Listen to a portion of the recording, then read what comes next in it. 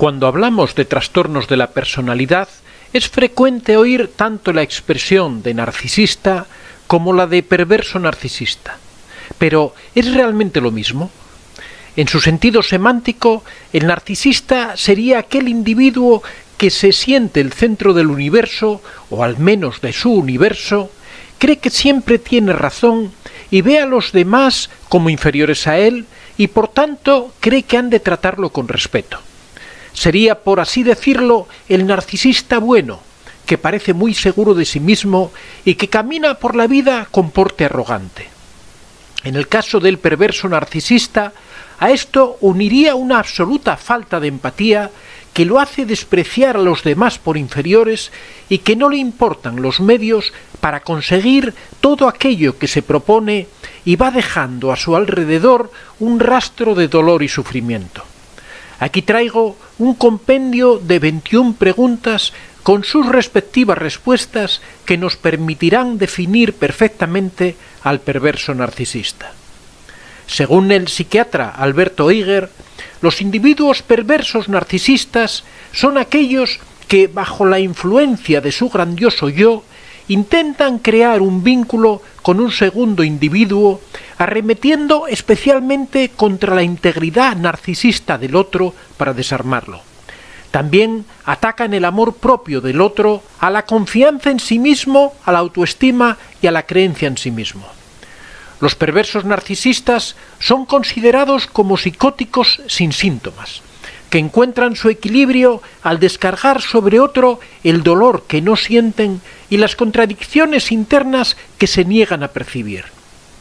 O dicho de otro modo, proyecta su locura en el otro, su víctima, volviéndole loco para salvarse u ocultar su mal. Les llamamos narcisistas porque necesitan ser admirados de una forma patológica, buscando exageradamente reconocimiento y llamar la atención. Por otro lado, se reconoce la perversión por la tendencia a querer satisfacer sus deseos y necesidades a toda costa y a utilizar a otros para sus propios fines. Primera pregunta: ¿es verdad que no sienten empatía real los perversos narcisistas? Ellos mismos fueron heridos en su infancia e intentan mantenerse así en vida. Esta transferencia de dolor les permite valorizarse a costa de los otros. Algo repetitivo en su discurso: yo nunca me arrepiento de nada. La perversión narcisista sería un medio para la persona de no llegar a delirar, de que sea otro el portador de su caos y no caer así en la psicosis. Son personas que no soportan los conflictos internos, que han tenido una falla narcisista, carecen de empatía y de sentido de culpabilidad y arrepentimiento. Estos dos últimos rasgos son los que les diferencian principalmente de cualquier otra persona. Si quieres ampliar información sobre el tema del narcisismo, tienes a tu disposición en Amazon mis libros. Cómo reconocer a un narcisista, en donde damos una descripción precisa de este perfil. El contacto cero, que es la técnica definitiva para alejarse de un narcisista. La piedra gris, la polémica técnica para convivir con un narcisista. La madre narcisista y una explicación de las secuelas que dejan en sus hijos y que arrastran a lo largo de su vida. Y la dependencia emocional, doloroso trauma muchas veces provocado por el narcisista. Puedes encontrar todos estos libros en Amazon escribiendo en el buscador Antonio de Vicente. Segunda pregunta: ¿el bombardeo de amor es la primera estrategia del perverso narcisista? El perverso narcisista, estructuralmente realizado, utiliza el vínculo familiar, profesional o amoroso para someter al otro. Necesita esta proximidad para ejercer su influencia y no le permitirá a su víctima que tome distancia. Internamente es frío, no conoce la culpabilidad porque proyecta cualquier afecto y no duda en culpabilizar a los otros. Los valores, sentimientos y el comportamiento del perverso narcisista cambian en función de las personas y del contexto que le rodea. Externamente es amable y puede fingir compasión y simpatía. Es seductor y, si es necesario, puede ser puntualmente muy servicial, sobre todo si esto le permite alcanzar sus objetivos, a menudo a costa de los demás.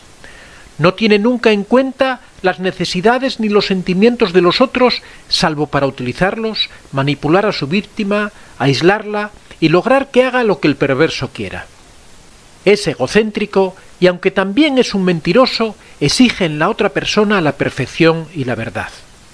El perverso narcisista, generalmente hábil con las palabras, utiliza el doble sentido para manipular y posicionarse como víctima para que le compadezcan o incomodar al otro deliberadamente.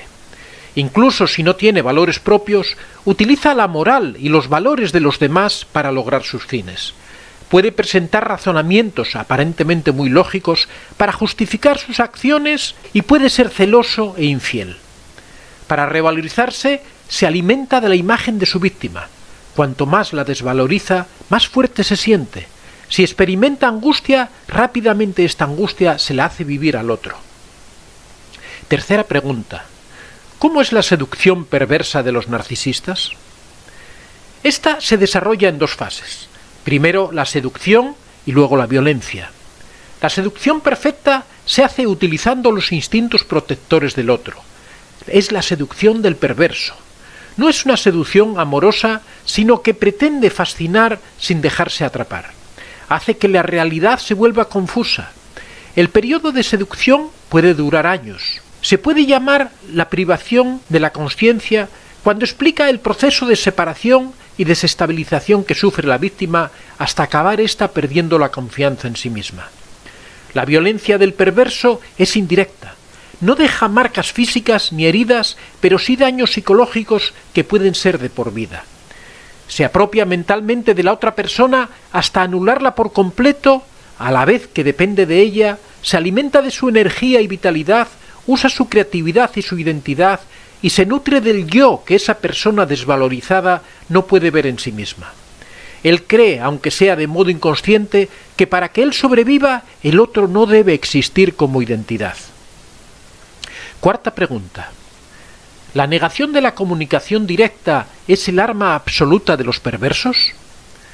Utiliza siempre frases ambiguas, inacabadas y contradictorias para crear confusión en su interlocutor.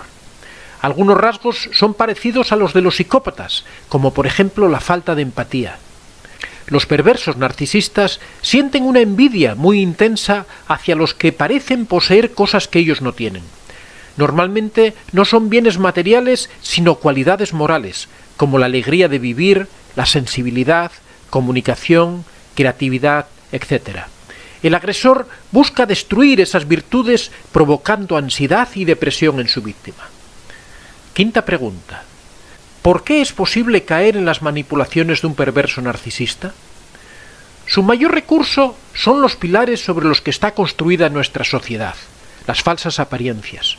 Construimos relaciones superficiales por lo que estas personas se esfuerzan por sobresalir por encima de los demás por su encanto o por alguna de sus cualidades personales o profesionales. Cuando la víctima se da cuenta de que está sometida a los antojos del narcisista y empieza a rebelarse, éste se esfuerza por dar un vuelco a la situación, haciendo parecer a la víctima como el agresor. El perverso intenta que su víctima actúe contra él para poder acusarla de malvada. Lo importante para él es que la víctima parezca responsable de todo lo que ocurre. El agresor intenta utilizar una debilidad de su víctima para que ella misma se desacredite. Aquí es donde surge el concepto de gaslighting, que está muy de auge últimamente. Sexta pregunta. ¿Qué es hacer gaslighting o luz de gas? Hacer luz de gas consiste en conseguir que alguien dude de sus sentidos, de su razón y hasta de los hechos que presencia. Se trata de un eficacísimo método de acoso basado en la manipulación de la situación a fin de anular la voluntad de la víctima. Advertimos un intento de desquiciar a una persona y de hacerla dudar de sus propios pensamientos y afectos. La víctima pierde la noción de su propia identidad. No puede pensar ni comprender. El objetivo es negar su persona y paralizarla para que no pueda surgir un conflicto. Se la tiene que poder atacar sin perderla. Debe permanecer a disposición del perverso. Séptima pregunta. ¿La comunicación perversa es un acoso moral? El acoso psicológico o acoso moral es, según el diccionario de la lengua española, el trato vejatorio y descalificador hacia una persona con el fin de desestabilizarla psíquicamente. El acoso psicológico atenta contra la dignidad e integridad moral de la persona. Uno de sus objetivos es desestabilizar a sus víctimas a través de la comunicación. En primer lugar, se hace de falsas verdades. El mensaje de un perverso es voluntariamente vago e impreciso y genera mucha confusión. Como sus declaraciones no responden a una relación lógica, puede sostener a la vez varios discursos contradictorios.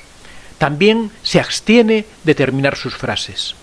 Los puntos suspensivos son una puerta abierta a todas las interpretaciones y a todo tipo de malentendidos. En lugar de mentir directamente, el perverso prefiere utilizar un conjunto de insinuaciones y de silencios a fin de crear un malentendido que luego podrá explotar en beneficio propio. Los mensajes incompletos o paradójicos son una prueba del miedo a la reacción del otro. Las cosas se dicen sin decirlas, esperando que el otro comprenda el mensaje sin tener que nombrarlo. El discurso del perverso es un discurso totalizador que enuncia proposiciones que parecen universalmente verdaderas. El perverso sabe, tiene razón e intenta que el otro acepte su discurso con el objetivo de arrastrarlo a su terreno. Los mensajes paradójicos no son fáciles de identificar. Su objetivo consiste en sumir al otro en la confusión para desestabilizarlo. De este modo, el agresor mantiene el control de la situación y enreda a su víctima con sentimientos contradictorios. La mantiene en falso y se asegura la posibilidad de hacerla caer en un error. Octava pregunta. ¿Cuál es el proceder de un perverso? El proceder del perverso es la destrucción sistemática de la otra persona durante un largo periodo mediante sobreentendidos, alusiones, descalificaciones, desprecio y vacío. Una sutil estrategia para confundir al otro. Y si el otro se queja, el perverso lo acusa de susceptible. Siempre niegan el conflicto. El placer del perverso es doble. Primero cuando engaña o humilla a su víctima y luego cuando evoca delante de ella la humillación. La víctima entonces vuelve a caer en la trampa, mientras que el perverso aprovecha de nuevo la situación, preocupándose, sin confesarlo, de presentarse otra vez como víctima. Son seres vacíos y para sentirse bien absorben las virtudes que ven en los demás. Proyectar, negar, descalificar, mentir, engañar, culpar, manipular la verdad, ridiculizar, amenazar, provocar a la víctima para que se defienda, abusar del poder, mostrar la falta de empatía, son indicadores del maltrato psicológico de un perverso narcisista. Novena pregunta. ¿Qué es el patrón narcisista? El patrón narcisista responde a la dinámica intrínseca de dicho trastorno de personalidad. Idealizar, devaluar, descartar, aspirar de nuevo, buscar a la víctima una vez que la haya descartado, aunque hayan pasado meses o años. Detrás de todo este proceso hay una constante: regular la propia autoestima, destruyendo la autoestima de la víctima. Esta es la preciosa perla que el narcisista quiere robar a través del ciclo de la relación: idealizar, devaluar, descartar, aspirar. Décima pregunta. ¿Quién es el perverso narcisista? El perverso narcisista es alguien que tiene miedo a caer en la psicosis, por lo que emplea mecanismos de defensa psicológica, pero de tipo especial, muy proyectivo, y va a intentar, sin darse cuenta, hacer soportar a la otra persona las cosas que él no soporta. Pregunta número 11. ¿Sería un sinónimo de maltratador psicológico? Maltratar a alguien sí, pero sin que la víctima se dé cuenta, intentando que se viva como algo normal, como algo habitual. Es un maltrato, pero porque la víctima se lo merece. Quien bien te quiere, te hará llorar. Ese es su lema. Pregunta número 12. ¿El perverso narcisista es consciente de lo que hace? No, el perverso narcisista no es consciente de lo que hace porque siempre te va a decir que tiene razón, que lo hace porque te lo mereces, porque es bueno para ti saber lo equivocado que estás. Pregunta número 13. ¿Cuál es el perfil de la víctima? Las víctimas suelen ser personas generosas, sinceras, amables, con confianza en la relación, pero que pecan de ingenuidad. Les falta confianza en ellas mismas y buscan una relación que les ayude a estructurarse. Son demasiado empáticas y responsables. También son protectoras, consuelan y quieren complacer. Y pueden ser orgullosas, lo que les impide verse a sí mismas como una víctima. Pregunta número 14. ¿Cuál es la relación del perverso narcisista con su víctima? Es una relación de dependencia. De hecho, cuando la víctima te habla de su agresor, parece a veces que te habla de una droga. Se puede decir que la adicción es buscar siempre algo que no encontramos nunca. Somos adictos a lo que no nos da nada. Es increíble. El perverso narcisista no permite que la víctima se distancie. Pregunta número 15. ¿Cómo afecta a la víctima esta relación? Si la persona narcisista perversa no soporta el conflicto interior y lo proyecta en el otro, se puede decir que la víctima soporta el conflicto en ella misma. ¿Pero qué es el conflicto? Son dos energías en sentido contrario que actúan dentro nuestro. Así que la víctima o cae en una depresión nerviosa, o acaba loca, o somatiza y en ese momento ha ganado el perverso porque puede decir, mira quién está loco ahora. Pregunta número 16. ¿Se pueden curar las víctimas? Sí, fácilmente. La dificultad está en salir de la relación, pero una vez logrado, desaparecen los síntomas que han creado en las víctimas. Es recomendable someterse a terapia para averiguar por qué se ha sucumbido y evitar repetir. Pregunta número 17. ¿Sirven para reparar la falla narcisista por la que el perverso penetra en su víctima? Sí, inconscientemente el perverso tiene un mal concepto de sí mismo y necesita una víctima para limpiar su imagen. Se colará en ella a través de sus debilidades. Es la identificación proyectiva. Atribuye a otro lo que no quiere ver en sí mismo. El otro lo permite, a través de la identificación introyectiva, de la que tiene que deshacerse cuando rompe. La naturaleza de esta relación es esquizofrénica. El Dr. Jekyll genera una fusión con su víctima, Mr. Hyde. Pregunta número 18. ¿Es posible curar al perverso narcisista? No, es imposible, porque jamás lo pedirá. Su meta es enmascarar su locura en otros. Pregunta número 19. ¿Hay muchos perversos narcisistas? Todos podemos tener mecanismos perversos. El problema es que en el perverso toda su personalidad se construye en torno a esos mecanismos. Si una persona utiliza en alguna ocasión alguno de estos mecanismos, después sufre y se arrepiente. El perverso narcisista, aunque debería sufrir, no lo hace. No tiene la capacidad de ponerse en el lugar del otro que considera un objeto de supervivencia. Pregunta número 20. ¿No reinciden las víctimas?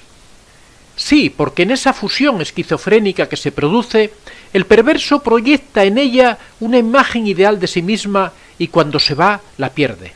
Esto provoca deseos de reengancharse, pero como el perverso solo la abandonará cuando encuentre un reemplazo, puede volver a caer fácilmente. Hay que salir corriendo. Sí es lo que hay que hacer, hay que poner distancia. El perverso puede volver a llamar, a decir cosas agradables, a embaucar. Por ello no hay que responder, pero generalmente las víctimas contestan, y el otro te va a decir exactamente lo que quieres oír. Si no encuentran sustituto, insisten con la víctima anterior. Pregunta 21 y última. ¿Tiene solución el perverso narcisista? No, porque jamás lo pedirá. Su meta es enmascarar su locura en otros. La suerte para la víctima es que en 3 meses puede librarse del germen. El perverso nunca podrá funcionar de otra manera. El mejor regalo que podemos hacerle es dejarle. Solo entonces, si no es completamente perverso, podrá cuestionarse a sí mismo. Aunque lo habitual es que busque una nueva presa para machacarla pacientemente, transmitiéndole con habilidad sus frustraciones y sus locuras. No es raro encontrar a víctimas suyas años después de su separación aún depresivas. Soy Antonio de Vicente. Si te ha gustado este vídeo, puedes dar a like y si aún no estás suscrito, puedes hacerlo en la parte inferior. Si deseas hacer algún comentario o sugerir algún tema, puedes hacerlo en la casilla de los comentarios. Recuerda que este es un espacio abierto y que siempre son muy bien recibidos todas las experiencias que hayas tenido y todas las opiniones que tengas al respecto.